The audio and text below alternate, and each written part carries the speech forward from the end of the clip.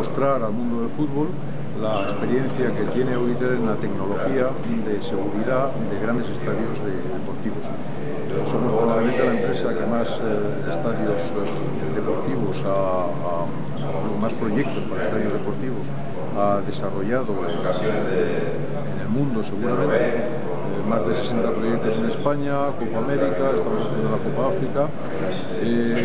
Somos una empresa que hace todo el ciclo completo, desde el diseño de la solución hasta el suministro, la ingeniería, el suministro y la instalación y el mantenimiento posterior. Entre nuestros clientes pues, están los mayores estadios de fútbol. En España, por ejemplo, estamos los administradores preferenciales del Real Madrid y tenemos también una presencia internacional muy importante con oficinas en Argentina, en Panamá, en Guinea. Lo que pretendemos es dotar a los estadios con una tecnología que asegure el confort y la seguridad de todos los participantes a través de sistemas audiovisuales, grandes videomarcadores, unidades de control, sistemas de megafonía de evacuación, sistemas de iluminación de emergencia, que aseguren que en un momento determinado la tecnología como herramienta útil para las personas que tienen que tomar las decisiones y las personas que constituyen los gabinetes de crisis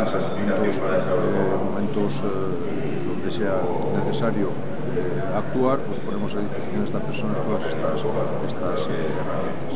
Y todo ello además se hace con una visión integral y con una visión que permite y asegura que las federaciones y los responsables, las grandes instituciones responsables de los partidos, se aseguran tener una uniformidad muy relacionada con las recomendaciones que da FIFA, UEFA en este caso en Europa, o CAF en África o Conmebol en Sudamérica, aseguran que todas sus recomendaciones se llevan a cabo.